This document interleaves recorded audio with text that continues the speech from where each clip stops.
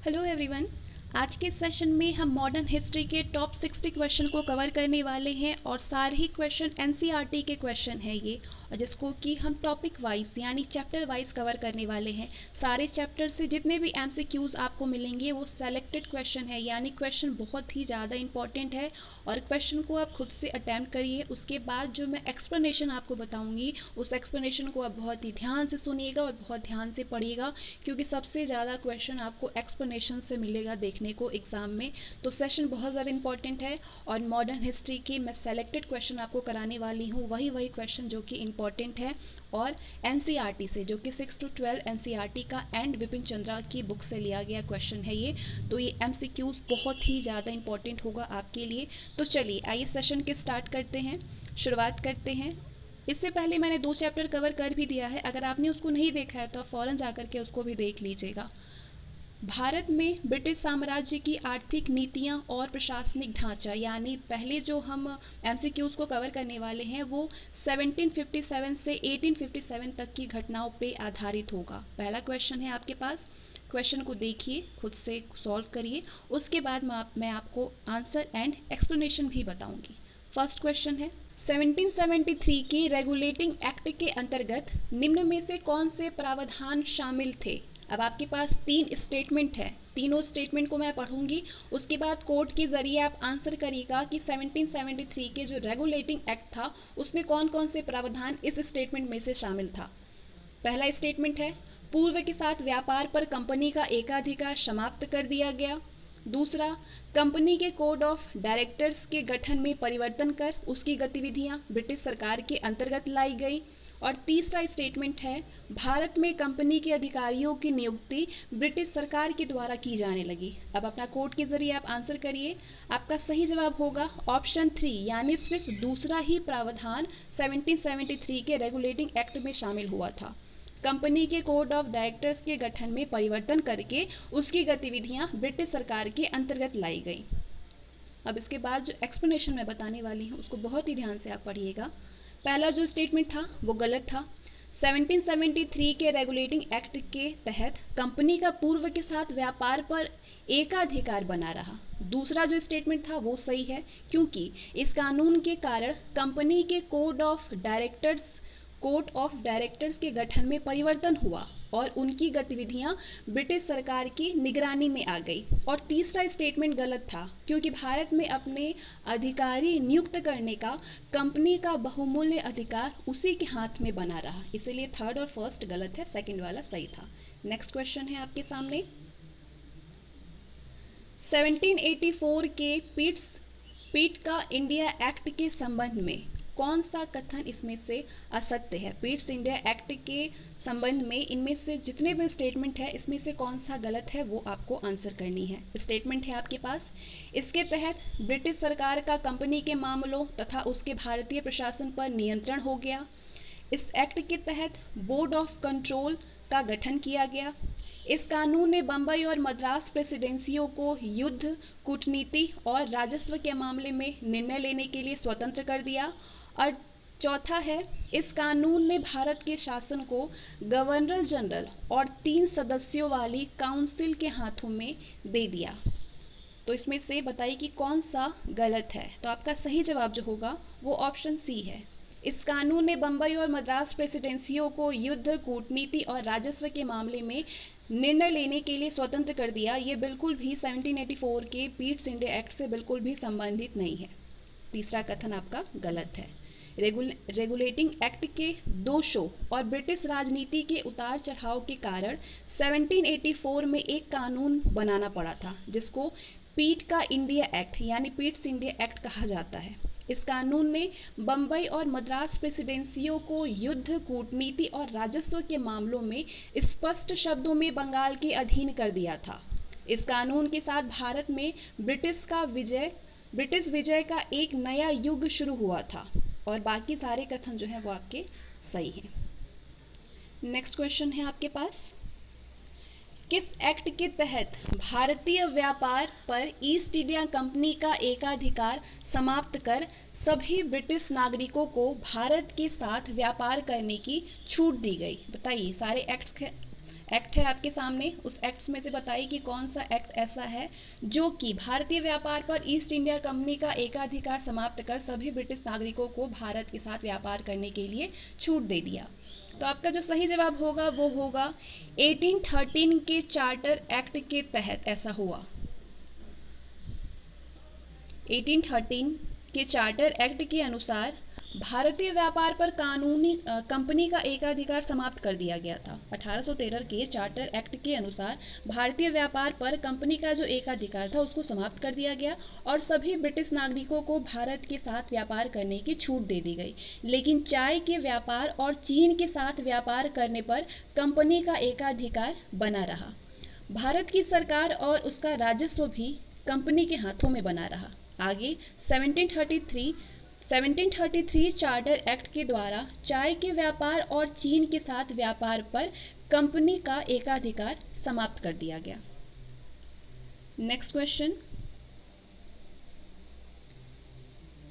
1813 में ब्रिटिश सरकार द्वारा अपनाई गई मुक्त व्यापार की नीति के प्रभावों के संबंध में नीचे दिए गए कथनों पर विचार कीजिए। अब आपके पास 3 स्टेटमेंट है जिसको मैं पढ़ने वाली हूँ, उस पर आप विचार कीजिएगा और बताइएगा कि कौन सा आपका सही होगा।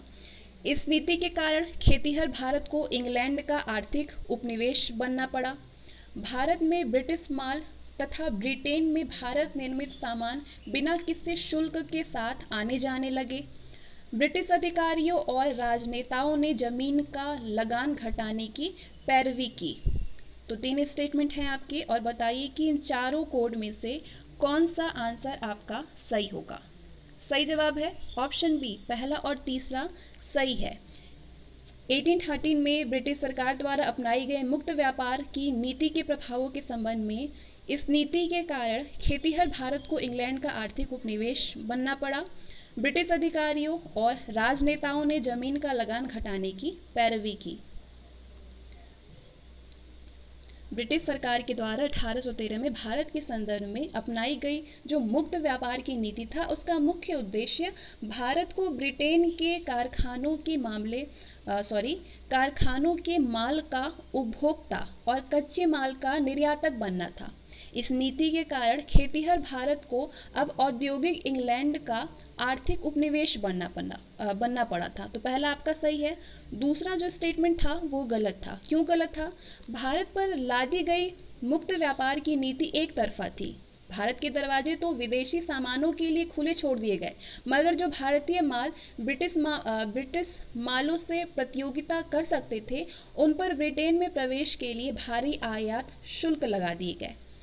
अनेक ब्रिटिश अधिकारियों, राजनीतिक नेताओं और व्यापारियों ने जमीन का लगान घटाने की पैरवी की ताकि किसान बेहतर स्थिति में हो और विदेशी कारखानों में बना माल खरीद सके। उन्होंने भारत के पश्चिमीकरण का समर्थन भी किया ताकि अधिकाधिक भारतीयों में पश्चिमी मालों के प्रति रुचि का विकास हो। नेक्स्ट क्वेश्चन, निम्नलिखित कथनों पर विचार कीजिए। 2 स्टेटमेंट है आपके सामने।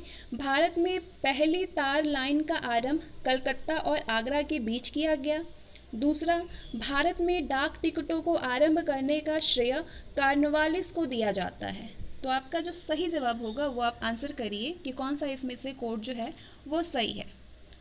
केवल पहला ही सही है, यानी ऑप्शन ए। भारत में पहली तार लाइन का जो शुरुआत हुई थी वो कलकत्ता और आगरा के बीच में हुई थी। अंग्रेजों ने भारत में एक कुशल और आधुनिक डाक प्रणाली कायम की और तार की व्यवस्था की शुरुआत की। 1853 में कलकत्ता और आगरा के बीच में पहली तार लाइन को आरंभ किया गया था।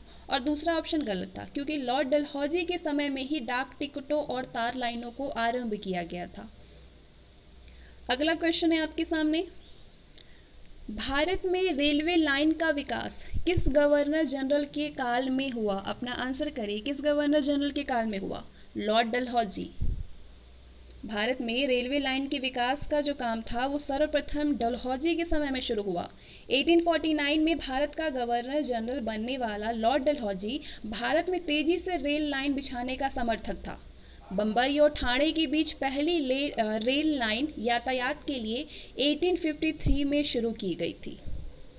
नेक्स्ट क्वेश्चन, 19वीं शताब्दी में भारत में रेलवे के विकास के प्रमुख उद्देश्य क्या थे? 3 स्टेटमेंट है और बताइए कि 19वीं शताब्दी में भारत में रेलवे के विकास के प्रमुख उद्देश्य इसमें से कौन सा था? ब्रिटिश पूंजीपतियों को लाभ पहुंचाना, भारतीय जनता का आर्थिक एवं राजनीतिक विकास करना, भारत में वस्तुओं के आंतरिक आवागमन को प्रोत्साहित करना। आंसर करिए अपना अपना फटाफट आप लोग। राइट आंसर होगा ऑप्शन ए, केवल पहला। 19वीं शताब्दी में भारत में रेलवे के विकास का जो उद्देश्य था वो ब्रिटिश पूंजीपतियों को लाभ पहुंचाना था। केवल पहला ही स्टेटमेंट जो है वो सही है। ब्रिटेन में औद्योगिक क्रांति के फलस्वरूप और विभिन्न उपनिवेशों के कारण वहां के उद्योगपतियों और अधिकारियों के पास काफ़ी पूंजी इकट्ठा हो गई थी। इस कारण से भारत सरकार ने उनको निश्चित लाभांश का आश्वासन देकर के उनकी पूंजी को रेलवे के विकास में लगाया, जिस कारण से ब्रिटेन के उद्योग धंधों के साथ साथ वहां के लोगों को रोजगार के रूप में काफ़ी लाभ हुआ। रेलों की योजना तैयार करने, उनका निर्माण और प्रबंधन में भारत और उसकी जनता के आर्थिक और राजनीतिक विकास को महत्व नहीं दिया गया। इसके विपरीत खास ध्यान भारत में ब्रिटिश साम्राज्यवाद के आर्थिक, राजनीतिक और सैनिक हितों की पूर्ति का रखा गया था, खास ध्यान रखा गया था। रेल भाड़े को इस प्रकार तय किया गया था कि आयात निर्यात को बढ़ावा मिले और वस्तु के आंतरिक आवागमन को हतोत्साहित किया जा सके। नेक्स्ट, भारत में इस्तमरारी बंदोबस्त का आरंभ किसके प्रशासन काल में स्टार्ट हुआ था? आंसर करिए अपना अपना। इस्तमरारी बंदोबस्त का शुरुआत किसके प्रशासन काल में हुआ? आपका सही जवाब होगा लॉर्ड कॉर्नवालिस के प्रशासन काल में इस्तमरारी बंदोबस्त की शुरुआत हुई। लॉर्ड कॉर्नवालिस ने 1793 में इस्तमरारी बंदोबस्त का आरंभ किया था। इसे स्थायी बंदोबस्त और जागीरदारी बंदोबस्त आदि भिन्न भिन्न नामों से भी जाना जाता है। नेक्स्ट क्वेश्चन, भारत में इस्तमरारी यानी स्थायी बंदोबस्त का आरंभ किन प्रांतों में किया गया? आंसर करिए अपना अपना। बंगाल और बिहार में किया गया। कॉर्नवालिस ने 1773 में बंगाल और बिहार में इस्तमरारी स्थायी बंदोबस्त की प्रथा का आरंभ किया। नेक्स्ट, स्थायी यानी इस्तमरारी व्यवस्था के संबंध में निम्नलिखित कथनों पर विचार कीजिए। स्टेटमेंट है आपके पास, जमींदारों और मालगुजारों को भूस्वामी बना दिया गया, रैयत अथवा किसान द्वारा लगान सीधे सरकार को दिया जाता था, कर अथवा लगान की रकम को हमेशा के लिए निश्चित कर दिया गया। तो इसमें से कौन सा इस व्यवस्था के संबंध में सही है? आंसर करिए इसका। सही जवाब होगा आपका पहला और तीसरा सही है, ऑप्शन डी। जमींदारों और मालगुजारों को भूस्वामी बना दिया गया और कर की रकम यानी लगान की रकम को हमेशा के लिए निश्चित कर दिया गया। Option D. कॉर्नवालिस द्वारा शुरू की गई इस्तमरारी यानी स्थायी बंदोबस्त के अंतर्गत जमींदारों और मालगुजारों को भूस्वामी बना दिया गया। जमींदार अब अपने इलाके की सारी जमीन के मालिक बन गए। उनके स्वामित्व के अधिकार को वंशानुगत और हस्तांतरणीय बना दिया गया। दूसरा जो स्टेटमेंट था वो गलत था। क्यों गलत था? किसानों से लगान अथवा कर वसूलने की जिम्मेदारी जमींदारों को थी। जमींदारों को किसान से जो भी लगान मिलता था उसका 10/11 भाग उन्हें सरकार को देना पड़ता था और केवल 1/11 भाग उसे अपने पास रख सकते थे। इस व्यवस्था के तहत लगान की रकम हमेशा के लिए निश्चित कर दी गई थी। अगर किसी कारण से फसल नष्ट हो जाए तो भी जमींदार को लगान की निश्चित रकम सरकार को तय तिथि को नियम पूर्वक चुकानी पड़ती थी, वरना उसकी जमीन बेच दी जाती थी। नेक्स्ट क्वेश्चन, ब्रिटिशों द्वारा भारत के दक्षिण और दक्षिण पश्चिम क्षेत्र में रैयतवाड़ी व्यवस्था को लागू करने का प्रमुख कारण क्या था? आंसर करिए। स्टेटमेंट है आपके पास 3। इन क्षेत्रों में बड़ी जागीर वाले जमींदारों का अभाव, इस्तमरारी बंदोबस्त की प्रथा में कंपनी को वित्तीय रूप से घाटा, आर्थिक रूप से पिछड़ा हुआ क्षेत्र। आपका सही जवाब होगा जो ब्रिटिशों द्वारा भारत के दक्षिण और दक्षिण पश्चिमी क्षेत्र में रैयतवाड़ी व्यवस्था को लागू करने का जो प्रमुख कारण था वो था इन क्षेत्रों में बड़ी जागीर वाले जमींदारों का अभाव था, इस्तमरारी बंदोबस्त की प्रथा में कंपनी को वित्तीय रूप से घाटा था। Option B is the right answer. Next, ब्रिटिशों ने भारत के दक्षिण और दक्षिण पश्चिम क्षेत्र में कर की एक नई व्यवस्था लागू की जिसे रैयतवाड़ी बंदोबस्त कहते हैं।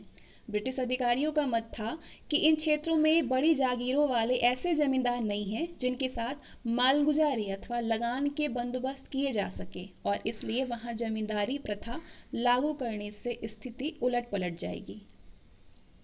इसलिए उन्होंने सीधे वास्तविक काश्तकारों के साथ बंदोबस्त किया। अंग्रेज अधिकारियों को ये भी एहसास हुआ कि स्थायी बंदोबस्त की प्रथा में कंपनी वित्तीय दृष्टि से घाटा उठा रही है क्योंकि उन्हें मालगुजारी में जमींदारों को हिस्सा देना पड़ता था और वे जमीन से होने वाले अतिरिक्त आय से वंचित रह जाते थे। तो तीसरा जो स्टेटमेंट है इसलिए गलत है। रैयतवाड़ी बंदोबस्त के संदर्भ में नीचे दिए गए कथनों पर विचार कीजिए। कथन है आपके, किसानों द्वारा लगान सीधे सरकार को दिया जाता था। जब तक किसान मालगुजारी देता रहे तब तक ही किसान को जमीन का वास्तविक मालिक माना जाता था। करों अथवा मालगुजारी का निर्धारण समय समय पर किया जाता था। अब बताइए कि इन तीनों में से कौन सा सही है। आपका सही जवाब होगा ऑप्शन सी, पहला, दूसरा और तीसरा तीनों ही सही है रैयतवाड़ी बंदोबस्त के संदर्भ में। ब्रिटिश सरकार के द्वारा दक्षिण तथा दक्षिण पश्चिम भारत में जमींदारों के अभाव में रैयतवाड़ी व्यवस्था लागू की गई। इस व्यवस्था में किसान जो कि काश्तकारी थे जमीन के जिस टुकड़े को जोतता बोता था उसका मालिक मान लिया जाता था। शर्त ये थी कि वो उस जमीन का लगान देता रहे। इस व्यवस्था के अंतर्गत कोई भी स्थायी बंदोबस्त नहीं किया गया।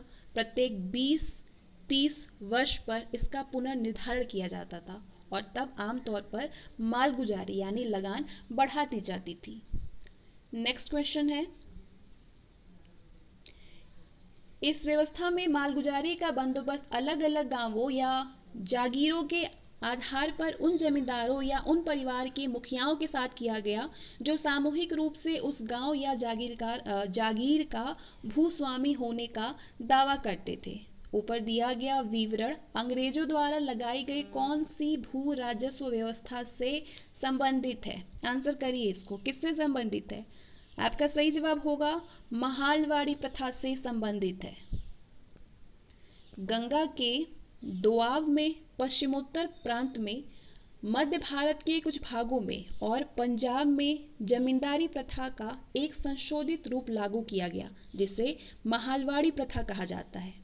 इस व्यवस्था में मालगुजारी का बंदोबस्त अलग अलग गांवों या जागीरों यानी महालों के आधार पर उन जमींदारों या उन परिवार के मुखियाओं के साथ किया गया जो कि सामूहिक रूप से उस गांव या जागीर का भूस्वामी होने का दावा करते थे।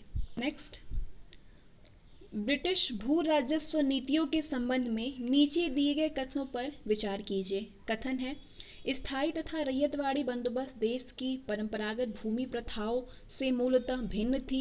दूसरा स्टेटमेंट है, ब्रिटिशों ने भूमि को बेचने, गिरवी रखने और हस्तांतरित की जा सकने वाली वस्तु बना दिया।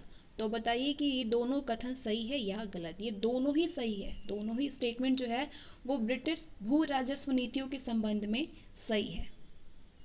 नीचे आपके पास कोड है, option C is the right answer. पहला और दूसरा दोनों ही सही है। तो क्या है इसके बारे में जान लेते हैं। ब्रिटिशों द्वारा शुरू की गई स्थायी बंदोबस्त और रैयतवाड़ी बंदोबस्त देश की परंपरागत भूमि प्रथाओं से मूलतः अलग थी। अंग्रेजों ने भूमि में एक नए प्रकार की निजी संपत्ति इस प्रकार पैदा की कि उसका लाभ काश्तकारों को नहीं मिला। पूरे देश में अब भूमि को बेचने, गिरवी रखने और हस्तांतरित की जा सकने वाली वस्तु बना दिया गया।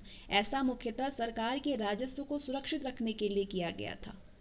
नेक्स्ट क्वेश्चन है, भारत में रैयतवाड़ी बंदोबस्त किसने प्रारंभ किया था? अपना आंसर करिए कि किसने प्रारंभ किया था। सही जवाब होगा टॉमस मुनरो ने किया था। अनेक अंग्रेज अधिकारियों का मानना था कि इस्तमरारी यानी स्थायी बंदोबस्त की प्रथा में कंपनी वित्तीय दृष्टि से घाटा उठा रही थी क्योंकि उसे कर में जमींदारों को हिस्सा देना पड़ता था और वो जमीन से होने वाली आमदनी के बढ़ने पर उसमें से हिस्सा नहीं मांग सकती थी। इस कारण दक्षिण और दक्षिण पश्चिम भारत में टॉमस मुनरो और कैप्टन रीड के नेतृत्व में मद्रास के अन्य अधिकारियों ने ये सिफारिश की कि सीधे वास्तविक काश्तकारों के साथ बंदोबस्त किया जाए, जिसके परिणाम स्वरूप रैयतवाड़ी बंदोबस्त शुरू किया गया। नेक्स्ट क्वेश्चन है, इसके बाद आते हैं तो थर्ड चैप्टर के जितने भी क्वेश्चन थे वो बहुत ज़्यादा इंपॉर्टेंट थे। अब आते हैं फोर्थ चैप्टर में।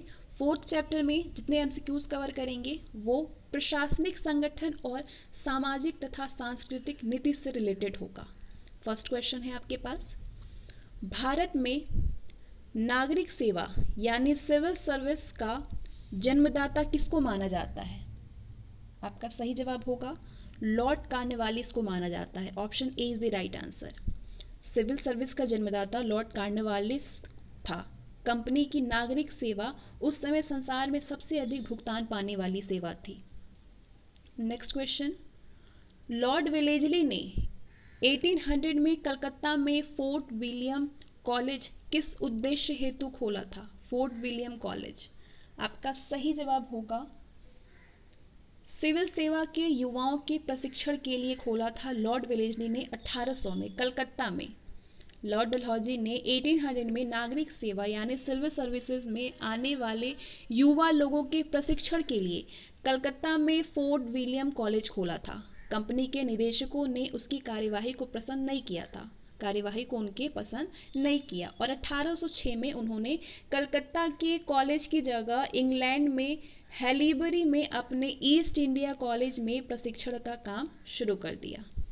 नेक्स्ट क्वेश्चन, कार्नवालिस के समय भारतीय नागरिक सेवा में भारतीयों को बड़ी सख्ती से पूरी तरह अलग रखा जाता था, लेकिन 1853 में एक चार्टर एक्ट के द्वारा ये कानूनी व्यवस्था लागू कर दी गई कि नागरिक सेवा में सारे प्रवेश प्रतियोगी परीक्षाओं के द्वारा किए जाएंगे। नेक्स्ट क्वेश्चन, निम्नलिखित कथनों पर विचार कीजिए। दो स्टेटमेंट है आपके पास। भारत में पुलिस व्यवस्था का सृजन कार्नवालिस के द्वारा किया गया। दूसरा, लॉर्ड डलहौजी के समय भारत में थानों की व्यवस्था स्थापित की गई। अब 4 कोड है आपके पास, 4 ऑप्शन है, तो कोड के जरिए बताइए कि कौन सा आंसर जो है वो सही होगा। आपका सही जवाब है भारत में पुलिस व्यवस्था का सृजन कार्नवालिस के द्वारा किया गया। Option A is the right answer.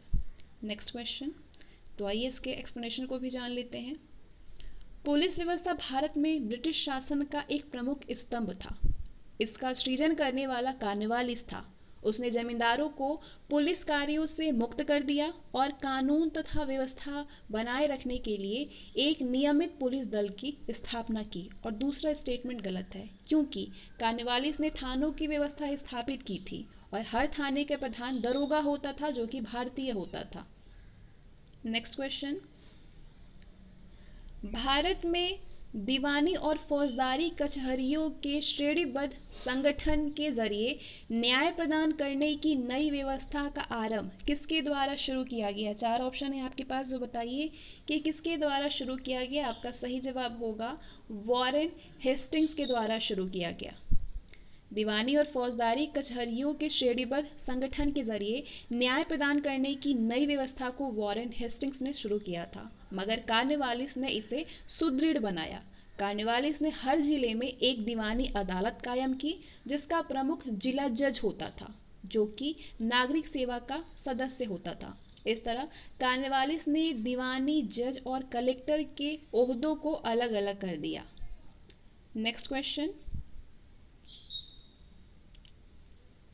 Bharat में सर्वप्रथम हाई कोर्ट की स्थापना किन जगहों पर की गई? कलकत्ता, इलाहाबाद, बम्बई या मद्रास? किन जगहों पर की गई? आपका सही जवाब होगा तीनों ही जगह पे, पहला, तीसरा और चौथा। कलकत्ता, बम्बई और मद्रास में, इलाहाबाद में नहीं। भारत में सदर दीवानी अदालत और सदर निजामत अदालत की जगह 1865 में कोलकाता, मद्रास और बम्बई में हाई कोर्ट यानी उच्च न्यायालय स्थापित किया गया था। नेक्स्ट क्वेश्चन है, भारत सरकार ने 1833 में किसकी अध्यक्षता में भारतीय कानूनों को संहिताबद्ध करने के लिए एक विधि आयोग यानी लॉ कमीशन का गठन किया? किसकी अध्यक्षता में? आंसर करिए अपना अपना। आपका सही जवाब होगा मैकाले की अध्यक्षता में, ऑप्शन डी।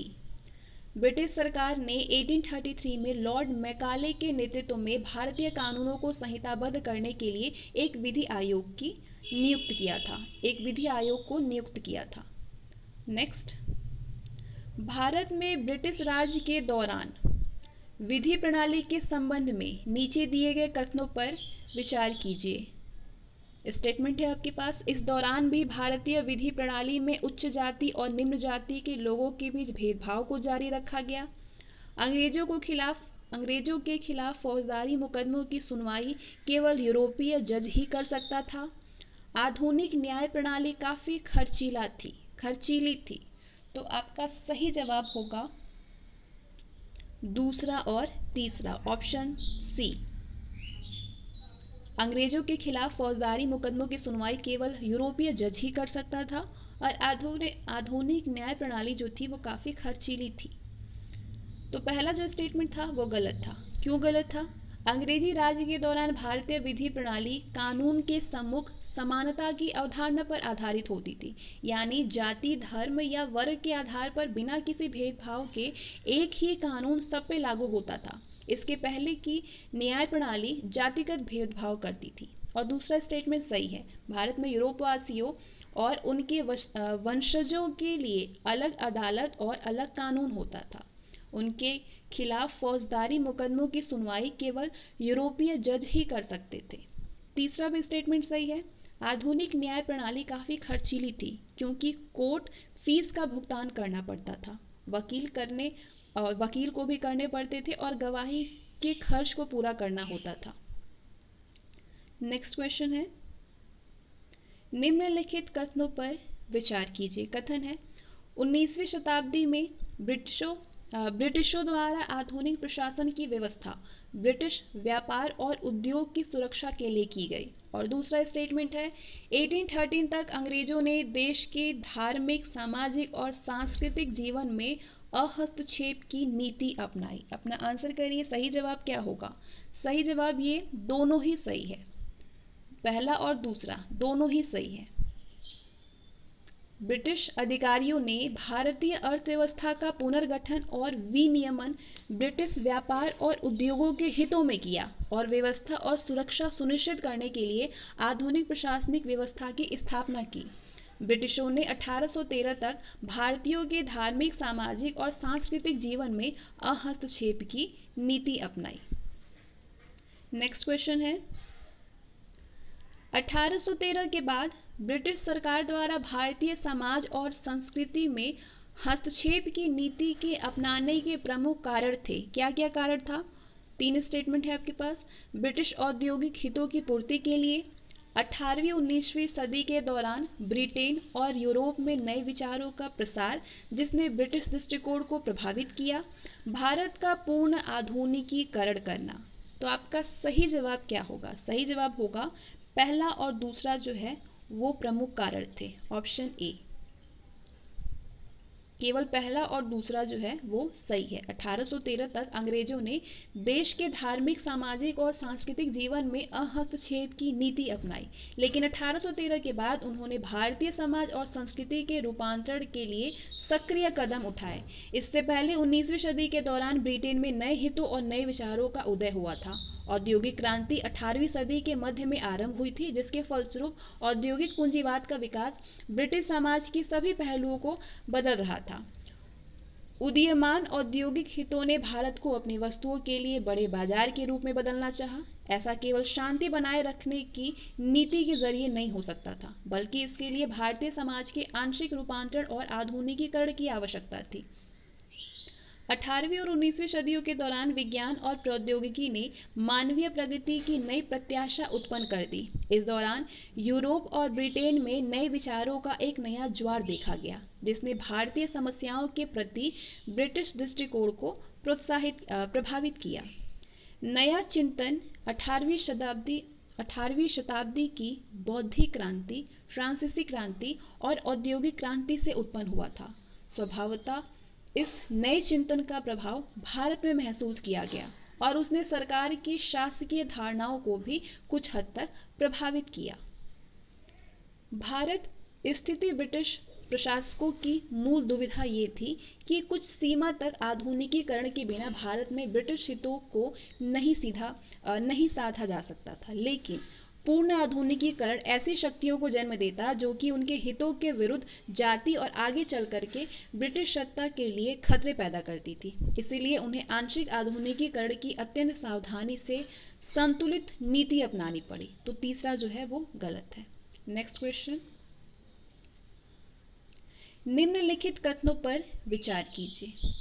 कथन है आपका, रूढ़िवादी दृष्टिकोण वाले ब्रिटिश अफसर भारतीय दर्शन और संस्कृति की निंदा करते थे। और सेकंड है आपका स्टेटमेंट, रूढ़िवादी दृष्टिकोण की जगह पर 1800 तक आने लगा नया दृष्टिकोण भारतीय समाज और संस्कृति का प्रशंसक था। रूढ़िवादी दृष्टिकोण वाले ब्रिटिश अफसर भारतीय दर्शन और संस्कृति की निंदा करते थे। और स्टेटमेंट आपका दूसरा है, रूढ़िवादी दृष्टिकोण की जगह पर 1800 तक आने लगा नया दृष्टिकोण भारतीय समाज और संस्कृति का प्रशंसक था। आंसर करिए कि इन दोनों में से कौन सा सही है। तो ये दोनों ही गलत है, पहला और ना तो पहला सही होगा और ना ही दूसरा सही होगा। ऑप्शन डी, दोनों ही असत्य है। 18वीं सदी में यूरोप में चिंतन की नई लहरों का पुराने दृष्टिकोण से टकराव हुआ। पुराने दृष्टिकोण को रूढ़िवादी या परंपरागत दृष्टिकोण कहा जाता था। ये दृष्टिकोण भारत में यथासंभव कम से कम परिवर्तन करने का पक्षपाती था। शुरुआत में इस दृष्टिकोण के प्रतिनिधि वॉरेन हेस्टिंग्स और प्रसिद्ध लेखक और सांसद एडमंड बर्क थे। वे भारतीय दर्शन और संस्कृति की इज्जत करते थे। उन्होंने प्रस्ताव दिया कि कुछ पश्चिमी विचारों और रिवाजों को लागू करना जरूरी हो सकता है, लेकिन उन्हें बड़ी सावधानी पूर्वक धीरे धीरे लागू किया जाए। उन्होंने महसूस किया कि व्यापक और या फिर जल्दीबाजी में किए गए परिवर्तन देश में तीव्र प्रतिक्रिया उत्पन्न करेंगे। 1800 तक रूढ़िवादी दृष्टिकोण की जगह पर बड़ी तेजी से नया दृष्टिकोण आने लगा था, जो कि भारतीय समाज और संस्कृति का कटु आलोचक था। भारतीय सभ्यता को गतिहीन कहकर के उसकी निंदा की गई और उसे घृणा की दृष्टि से देखा जाने लगा।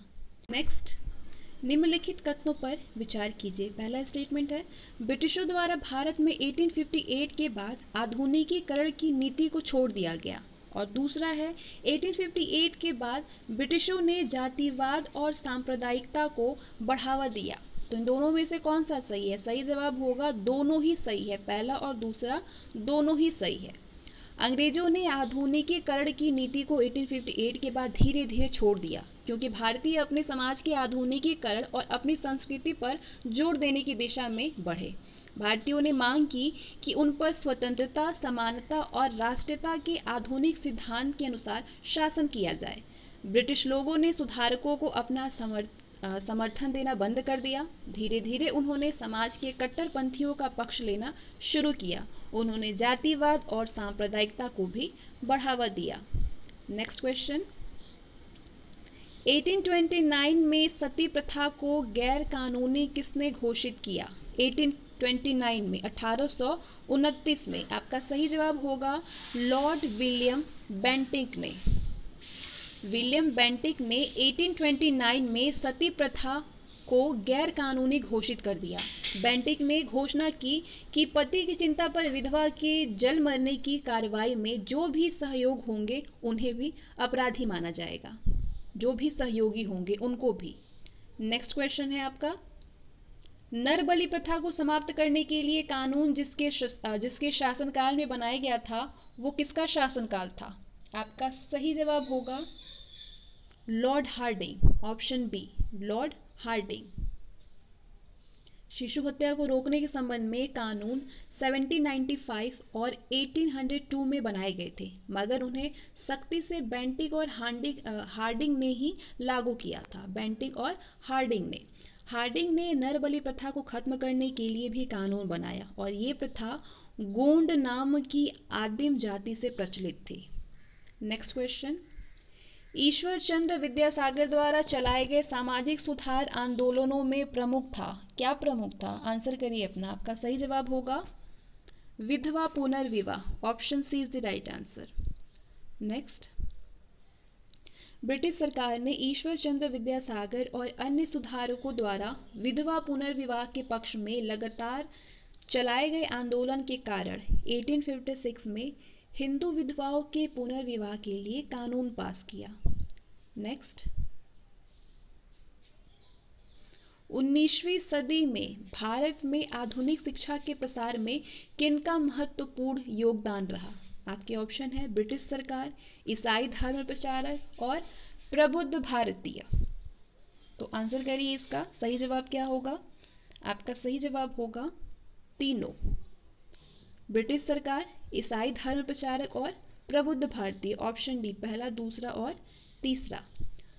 19वीं सदी में अंग्रेज भारत में आधुनिक शिक्षा आरंभ करने में अधिक सफल रहे। आधुनिक शिक्षा के प्रसार में ब्रिटिश सरकार, ईसाई धर्म प्रचारक और बड़ी संख्या में प्रबुद्ध भारतीयों ने महत्वपूर्ण भूमिका अदा की। नेक्स्ट क्वेश्चन है, अब आते हैं असर्शन और रीजन पे। कथन ए है, वॉरेन हेस्टिंग्स ने 1781 में कलकत्ता में मदरसा की स्थापना की और इसका कारण दे रहा है मुस्लिम भारत में कंपनी के शासन को बौद्धिक और नैतिक रूप से अपना समर्थन देते थे। तो आपका सही जवाब क्या होगा? सही जवाब है कि ए सही है, लेकिन आर जो है वो गलत है। ऑप्शन सी, ए सही है लेकिन आर गलत है। कथन सही है लेकिन कारण गलत है। कथन है, 1781 में वॉरेन हेस्टिंग्स ने मुस्लिम कानून और संबद्ध विषयों के अध्ययन और पढ़ाई के लिए कलकत्ता में मदरसा स्थापित किया, जिसका उद्देश्य था कि कंपनी की अदालतों में न्याय प्रशासन के लिए योग्य भारतीय नियमित रूप से मिल सके। नेक्स्ट क्वेश्चन, वाराणसी में प्रथम संस्कृत कॉलेज की स्थापना किसने की थी? वाराणसी में, आंसर करिए। जोनाथ डंकन ने किया, जोनाथन डंकन ने। ऑप्शन ए, जोनाथन डंकन ने 1791 में हिंदू कानून और दर्शन के अध्ययन के लिए वाराणसी में संस्कृत कॉलेज की स्थापना की, संस्कृत कॉलेज स्थापित किया जोनाथन डंकन ने। नेक्स्ट, ब्रिटिश काल में किस एक्ट में विद्वान भारतीयों को बढ़ावा देने और देश में आधुनिक विज्ञानों के ज्ञान को प्रोत्साहित करने के सिद्धांत को शामिल किया? किस एक्ट के तहत? आपका सही जवाब होगा 1813 का चार्टर एक्ट, 1813 का चार्टर एक्ट।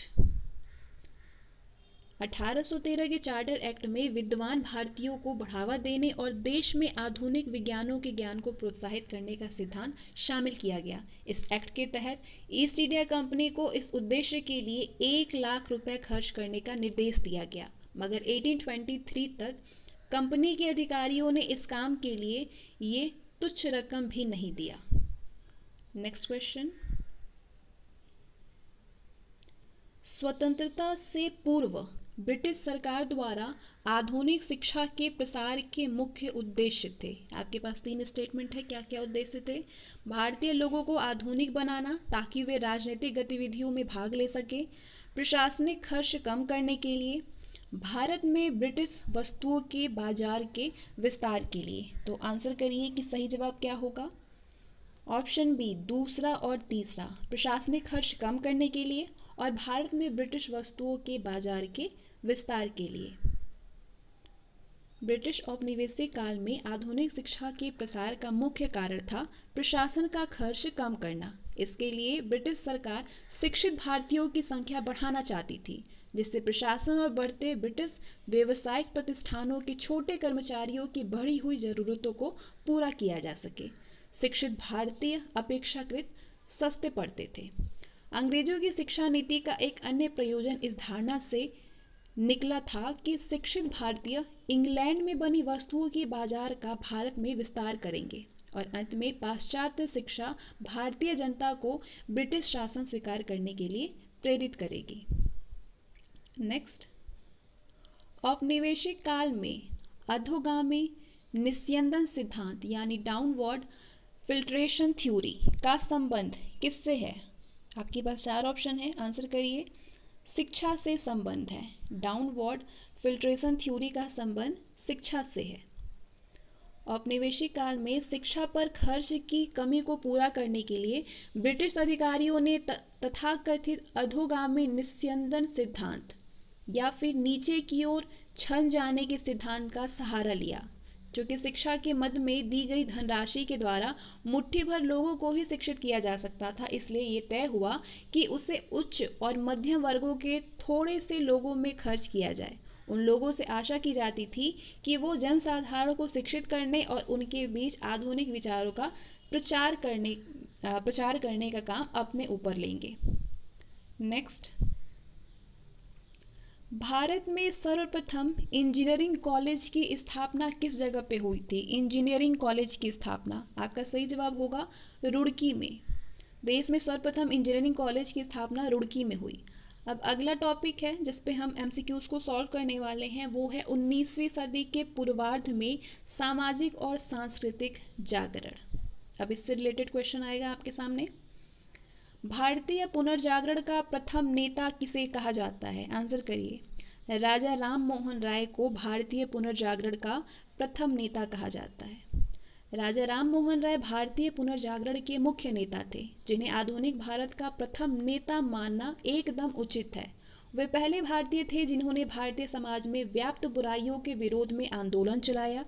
अपने देश और जनता के प्रति गहरे प्रेम से प्रेरित होकर के आजीवन उनके सामाजिक, धार्मिक, बौद्धिक और राजनीतिक नवोत्थान के लिए राजा राम मोहन राय ने कठिन परिश्रम किया। राजा राम मोहन राय को भारतीय पुनर्जागरण का पिता माना जाता है। नेक्स्ट, राजा राम मोहन राय के संबंध में नीचे दिए गए कथनों में से कौन सा कथन सत्य है? उन्होंने मूर्ति पूजा और निरर्थक धार्मिक कृत्यों के प्रचलन का विरोध किया। उन्होंने सती प्रथा के विरुद्ध सामाजिक आंदोलन चलाया। उन्होंने एकेश्वरवाद का समर्थन किया। आंसर करिए। तीनों ही उनके संबंध में सही है। ऑप्शन डी, पहला, दूसरा और तीसरा। राजा राम मोहन राय जीवन भर बंगाल के हिंदुओं में प्रचलित धार्मिक और सामाजिक कुरीतियों के खिलाफ जोरदार संघर्ष चलाया। विशेष रूप से उन्होंने मूर्ति पूजा, जाति की कट्टरता और निरर्थक धार्मिक कृत्यों के प्रचलन का जोरदार विरोध किया। राजा राम मोहन राय ने सती प्रथा जैसी सामाजिक कुरीतियों के विरुद्ध आजीवन संघर्ष किया। इन्हीं के प्रयासों के फलस्वरूप ही विलियम बेंटिक ने सती प्रथा को गैर कानूनी घोषित किया। राजा राम मोहन राय की धारणा थी कि सभी प्रमुख प्राचीन हिंदू धर्म ग्रंथों ने एकेश्वरवाद की शिक्षा दी है। उन्होंने एकेश्वरवाद के समर्थन में कई पुस्तिकाएं भी लिखी। नेक्स्ट, राजा राम मोहन राय के द्वारा स्थापित ब्रह्म समाज का मुख्य उद्देश्य क्या था? आपके पास 4 ऑप्शन है, आंसर करिए कि मुख्य उद्देश्य क्या था ब्रह्म समाज का। सही जवाब होगा हिंदू धर्म में सुधार करना और एकेश्वरवाद की शिक्षा देना। राजा राम मोहन राय ने 1828 में ब्रह्म समाज नाम की एक नई धार्मिक संस्था की स्थापना की, ब्रह्म सभा नाम की, जिसको बाद में ब्रह्म समाज कहा गया। इसका उद्देश्य हिंदू धर्म को स्वच्छ बनाना और एकेश्वरवाद की शिक्षा देना था। नई संस्था के 2 आधार थे, तर्क शक्ति और वेद तथा उपनिषद। उसे अन्य धर्मों की शिक्षाओं को भी समाहित करना था। ब्रह्म समाज ने मानवीय प्रतिष्ठा पर जोर दिया, मूर्ति पूजा का विरोध किया और सती प्रथा जैसी सामाजिक कुरीतियों की आलोचना की। नेक्स्ट, 1817 में कलकत्ता में प्रसिद्ध हिंदू कॉलेज की स्थापना किसने की? आंसर करिए। डेविड हेयर ने की। Option C, David Hare. David Hare ने 1817 में कलकत्ता में प्रसिद्ध हिंदू कॉलेज की स्थापना की। वो 1800 में एक घड़ी साज के रूप में भारत आया था, मगर उसने अपनी सारी जिंदगी देश में आधुनिक शिक्षा के प्रसार में लगा दी। नेक्स्ट क्वेश्चन, निम्नलिखित कथनों पर विचार कीजिए। कथन है, राजा राम मोहन राय ने भारतीय विद्या और पाश्चात्य सामाजिक तथा भौतिक विज्ञान की पढ़ाई के लिए वेदांत कॉलेज की स्थापना की। दूसरा है, राजा राम मोहन राय ने अपनी पुस्तक गिफ्ट टू मोनोथेसिस्ट यानी एकेश्वरवादियों को उपहार में एकेश्वरवाद के पक्ष में तर्क दिया है। तो इन दोनों में से कौन सा सही है ये आपको बतानी है। सही जवाब होगा, दोनों ही सही है, पहला और दूसरा। ऑप्शन सी, पहला और दूसरा दोनों। राजा राम मोहन राय ने 1825 में एक वेदांत कॉलेज की स्थापना की, जिसमें भारतीय विद्या और पाश्चात्य सामाजिक तथा भौतिक विज्ञान की पढ़ाई की सुविधा उपलब्ध थी। राजा राम मोहन राय ने 1809 में फारसी में अपनी प्रसिद्ध पुस्तक गिफ्ट टू मोनोथेसिस्ट यानी एकेश्वरवादियों को उपहार लिखी, जिसमें उन्होंने अनेक देवताओं में विश्वास के विरुद्ध और एकेश्वरवाद के पक्ष में वजनदार तर्क दिए।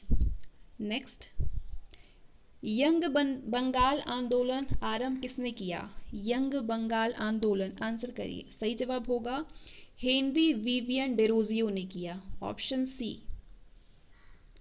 19वीं सदी के तीसरे दशक के अंतिम वर्षों के दौरान बंगाली बुद्धिजीवियों के बीच एक आमूल परिवर्तनकारी प्रवृत्ति पैदा हुई। ये प्रवृत्ति राजा राम मोहन राय की अपेक्षा अधिक आधुनिक थी, जिसे कि यंग बंगाल आंदोलन के नाम से जाना जाता है। इस आंदोलन का नेता और प्रेरक नौजवान Anglo Indian Henry Vivian Derozio था। नेक्स्ट, यंग बंगाल आंदोलन के संदर्भ में नीचे दिए गए कथनों पर विचार कीजिए। कथन है, इस आंदोलन के नेता हेनरी विवियन डेरोजियो फ्रांसीसी क्रांति से प्रेरित थे। इस आंदोलन ने अपने क्रांतिकारी विचारों के कारण भारतीय समाज के सभी वर्गों का समर्थन हासिल किया। तो बतानी है इसमें से कौन सा सही है। सही होगा केवल पहला, इस आंदोलन के नेता हेनरी विवियन डेरोजियो फ्रांसीसी क्रांति से प्रेरित थे। Option A is the right answer, सिर्फ पहला। यंग बंगाल आंदोलन के प्रेरक और नेता हेनरी विवियन डेरोजियो ने महान फ्रांसीसी क्रांति से प्रेरणा ली और अपने जमाने के अत्यंत क्रांतिकारी विचारों को अपनाया। वो एक अत्यंत प्रभावशाली शिक्षक था। और दूसरा कथन जो है वो गलत है। डेरोजियो को उसकी क्रांतिकारिता के कारण 1831 में हिंदू कॉलेज से हटा दिया गया। उसके अनुयायियों ने पुरानी और हसोन्मुख प्रथाओं, कृत्यों और रिवाजों की घोर आलोचना की। उन्होंने नारी शिक्षा की मांग की, लेकिन वो किसी आंदोलन को जन्म देने में सफल नहीं हुए, क्योंकि उनके विचारों के फलने फूलने के लिए सामाजिक स्थितियां उपयुक्त नहीं थी। उस समय भारतीय समाज में ऐसा कोई और वर्ग या समूह नहीं था जो कि उनके प्रगतिशील विचारों का समर्थन करता। यही नहीं, वो जनता के साथ अपने संपर्क नहीं बना सके। वस्तुतः उनकी क्रांतिकारिता किताबी थी। नेक्स्ट क्वेश्चन, देवेंद्रनाथ ठाकुर द्वारा किस संगठन की स्थापना की गई? देवेंद्रनाथ ठाकुर के द्वारा। सही जवाब होगा तत्वबोधिनी सभा। राजा राम मोहन राय के विचारों के प्रचार के लिए रविंद्रनाथ ठाकुर के पिता देवेंद्रनाथ ठाकुर ने 1839 में तत्वबोधिनी सभा की स्थापना की। तत्वबोधिनी सभा और उसके मुख्य पत्र तत्वबोधिनी पत्रिका ने बंगला भाषा में भारत के सुव्यवस्थित अध्ययन को बढ़ावा दिया। नेक्स्ट क्वेश्चन, आधुनिक भारत के निर्माण में ईश्वर चंद्र विद्यासागर के योगदान के संबंध में कौन कौन से कथन जो है वो सही है? कथन है, उन्होंने अपनी रचनाओं द्वारा बंगला में आधुनिक गद्य शैली के विकास में योगदान दिया। संस्कृत कॉलेज के दरवाजे गैर ब्राह्मण विद्यार्थियों के लिए खोल दिए। विधवा पुनर्विवाह के लिए लंबा संघर्ष किया। नारी शिक्षा को प्रोत्साहन दिया। तो आपके पास नीचे 4 कोड हैं। आंसर क्या होगा? सारे ही सही है। ऑप्शन डी, उपर्युक्त सभी। आधुनिक भारत निर्माण में ईश्वर चंद्र विद्यासागर के योगदान कई प्रकार से था। विद्यासागर ने संस्कृत पढ़ाने की नई तकनीक विकसित की। उन्होंने एक बंगला वर्णमाला लिखा जो कि आज तक इस्तेमाल की जाती है। उन्होंने अपनी रचनाओं के द्वारा बांग्ला में आधुनिक गद्य शैली के विकास में सहायता दी। ईश्वर चंद्र विद्यासागर ने संस्कृत कॉलेज के दरवाजे गैर ब्राह्मण विद्यार्थियों के लिए खोल दिया, क्योंकि वो संस्कृत के अध्ययन पर ब्राह्मण जाति के तत्कालीन एकाधिकार के विरोधी थे। सबसे अधिक विद्यासागर को देशवासी भारत के पद दलित नारी जाति को ऊंचा उठाने में उनके योगदान के कारण आज भी याद करते हैं। उन्होंने विधवा पुनर्विवाह के लिए लंबा संघर्ष किया। हमारे देश की उच्च जातियों में पहला कानूनी हिंदू विधवा पुनर्विवाह कलकत्ता में 7 दिसंबर 1856 को विद्यासागर की प्रेरणा और उनकी देखरेख में हुआ। विद्यासागर ने बाल विवाह का विरोध किया। वे नारी शिक्षा में गहरी दिलचस्पी रखते थे। स्कूलों के सरकारी निरीक्षक की हैसियत से उन्होंने 35 बालिका विद्यालयों की स्थापना की, जिनमें से कई को उन्होंने अपने खर्च पर चलाया। नेक्स्ट, महाराष्ट्र के किस समाज सुधारक को लोकहितवादी उपनाम से जाना जाता है? किस समाज सुधारक को महाराष्ट्र के? सही जवाब होगा गोपाल हरि देशमुख को। महाराष्ट्र में नई शिक्षा और नए सामाजिक सुधारों के प्रवक्ता गोपाल हरि देशमुख थे, जो कि आगे चल करके लोकहितवादी उपनाम से विख्यात हुए। आधुनिक मानवतावादी और धर्मनिरपेक्ष मूल्यों और विवेक संगत सिद्धांतों के आधार पर भारतीय समाज के पुनर्गठन की उन्होंने वकालत की। नेक्स्ट, 19वीं सदी में पश्चिम भारत में सुधार आंदोलन के संबंध में नीचे दिए गए कथनों पर विचार कीजिए। सुधार आंदोलन के संबंध में कथन है, महाराष्ट्र में स्थापित परमहंस मंडली ने जात पात के बंधनों को तोड़ने का काम किया। दादा भाई नौरोजी पारसी धर्म सुधार संगठन के संस्थापक सदस्यों में से एक थे। विष्णु शास्त्री पंडित ने विधवा विवाह समाज की स्थापना की। तो इसमें से कौन कौन से सही है, आंसर करिए। तीनों ही सही है, पहला, दूसरा और तीसरा। Option D is the right answer, first, second and third. 1849 में महाराष्ट्र में परमहंस मंडली की स्थापना की गई। इसके संस्थापक एक ईश्वर में विश्वास रखते थे और उनकी दिलचस्पी जात पात के बंधनों को तोड़ने में थी। जब इसकी बैठक होती थी तब इसके सदस्य तथाकथित नीची जातियों के हाथ का पकाया हुआ भोजन करते थे। दादा भाई नौरोजी बंबई के प्रमुख समाज सुधारक में से एक थे। ये पारसी धर्म सुधारक संगठन के संस्थापकों में से एक थे। पारसी कानून संघ के जन्मदाताओं में भी वो थे। 1850 में विष्णु शास्त्री पंडित ने विधवा विवाह समाज की स्थापना की। 1850 में विष्णु शास्त्री पंडित ने। नेक्स्ट, ज्योतिबा फूले के संबंध में नीचे दिए गए कथनों पर विचार कीजिए।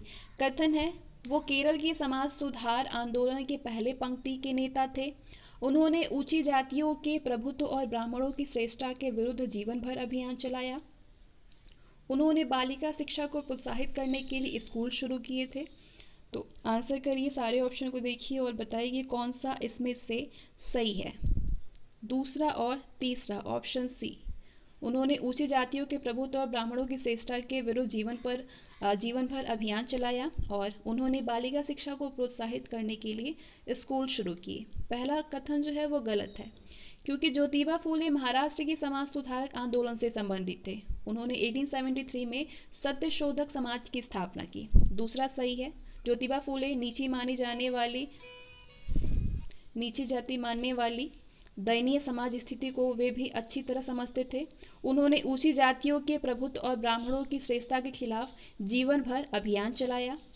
तीसरा भी सही है। 1851 में ज्योतिबा फूले और उनकी पत्नी ने पूना में लड़कियों के लिए एक स्कूल खोला। और इसके साथ ही हमारा आज का सेशन समाप्त होता है। मिलते हैं नेक्स्ट सेशन में।